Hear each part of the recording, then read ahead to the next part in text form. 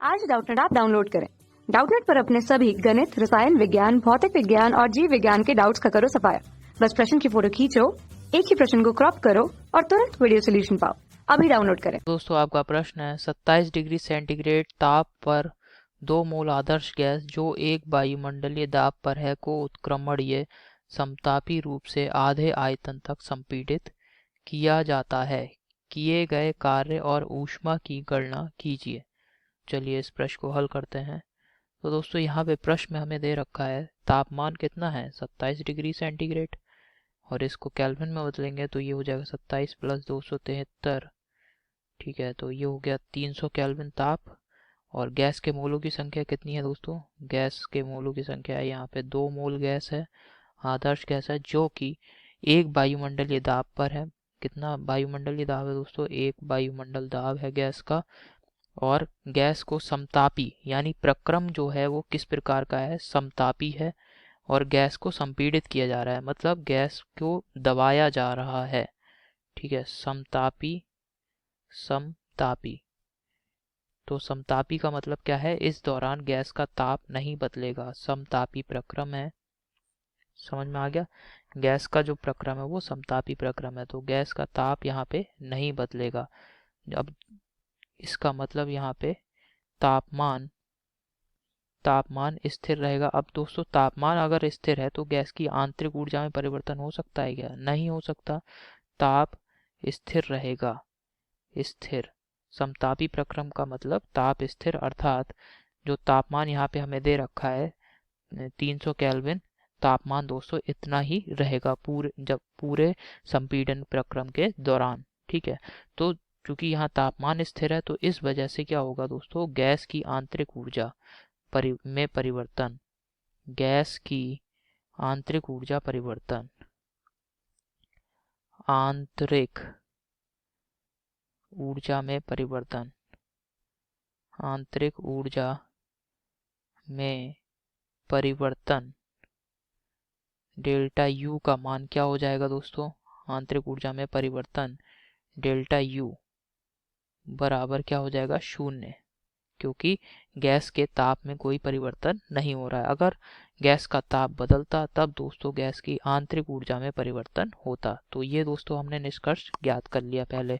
अब दोस्तों, गैस के द्वारा कार्य किया जाएगा यहाँ पे, या गैस पर कार्य किया जाएगा, ये आप समझ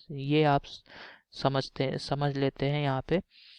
तो चूंकि दोस्तों हम क्या कर रहे हैं? गैस को दबा रहे हैं। गैस को दबा रहे हैं मतलब, अब जैसे यहाँ पे एक हमने सिलेंडर ले लिया है। ठीक है, ये सिलेंडर है। अब इसमें दोस्तों एक हमने चलनशील पिस्टन इस प्रकार से सिलेंडर में एक पिस्टन लगा दिया है। ठीक है, अब ये जो पिस्टन है यहाँ पे दोस्तों गैस भर रखी है। गैस सिलेंडर के इस भाग में हमने गैस भर रखी है। अब दोस्तों हम कह रहे हैं कि ये जो पिस्टन है इसकी सहायता से आपको इस गैस को दबाना है। तो आप इसे किस प्रकार दबा सकते हैं भाई? इस पिस्टन पे ऊपर से बल लगाएंगे तो ये पिस्टन नीचे की ओर विस्थापित होगा, और विस्थापित होगा तो ये गैस यहाँ दबेगी। पिस्टन अपनी जगह से नीचे यहाँ कहीं आएगा और गैस फिर यहाँ पे एकत्रित हो जाएगी और नीचे तो दब जाएगी। तो यानी गैस को दबाने में हमने क्या करा भाई? पिस्टन पे बल लगाया और बल की दिशा में विस्थापन हो रहा है, यानी हमने कार्य किया। कार्य किसके ऊपर किया? गैस के ऊपर कार्य किया। ठीक है, तो इस प्रक्रम में संपीड़न में दोस्तों सदैव गैस के ऊपर कार्य किया जाएगा, ना कि गैस कोई कार्य करेगी। तो यहाँ पे दोस्तों गैस के द्वारा किए गए कार्य को ज्ञात करने के लिए गैस के ऊपर जो भी हमें कार्य करना पड़ रहा है समतापी प्रक्रम में, इसके लिए सूत्र हम लगाएंगे। तो सूत्र होगा W बराबर -2 समतापी प्रक्रम में जो भी कार्य होता है उसके लिए सूत्र होता है W बराबर -2.303 nRT log आधार 10 B2/B1। ये दोस्तों सूत्र होता है। ठीक है, ये जो सूत्र है दोस्तों, ये सूत्र होता है गैस अगर समतापी प्रसार कर रही है उस समय। ये सूत्र होता है गैस के द्वारा समतापी प्रसार में गैस के द्वारा किया गया कार्य के लिए। इसीलिए यहाँ ऋणात्मक चिन्ह लिया गया है। परंतु हमारे केस, हमारा जो प्रश्न है उसमें क्या है दोस्तों कि गैस को हम क्या कर रहे हैं, संपीड़ित कर रहे हैं। तो गैस के संपीड़न में गैस के ऊपर कार्य किया जाएगा। तो यानी ये जो सूत्र है दोस्तों, इसमें अगर हम जो मान दे रखे हैं उन सभी को लगाएंगे तो हमारा कार्य का मान धनात्मक आना चाहिए। अगर कार्य धनात्मक आ गया तो यानी गैस द्वारा, गैस के ऊपर कार्य किया गया।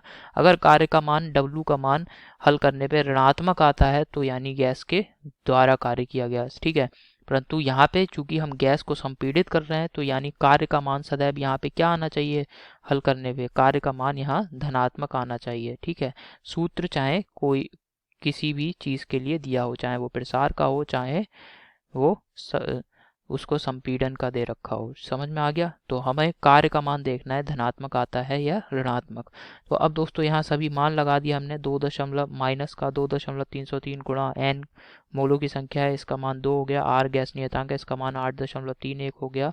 तापमान T ये 300 केल्विन हो गया। लॉग आधार 10। B2 का मान क्या हो गया दोस्तों, B/2। और B1 का मान कितना हो गया, B। ठीक है, हल करने पे दोस्तों ये मान आ रहा है माइनस का 3456.65। ठीक है, और आप देख रहे हैं पहले से यहाँ पे माइनस चिन्ह है, तो किए गए कार्य, गैस के ऊपर जो कार्य किया जा रहा है इसका मान आ रहा है 3456.65। तो आप देख रहे हैं ये क्या आ रहा है दोस्तों, W का मान जो कार्य है इसका मान आ रहा है धनात्मक। धनात्मक का मतलब कि गैस के ऊपर यहाँ पे कार्य किया जा रहा है। समझ में आ गया? तो ये दोस्तों बहुत ही महत्वपूर्ण बात है।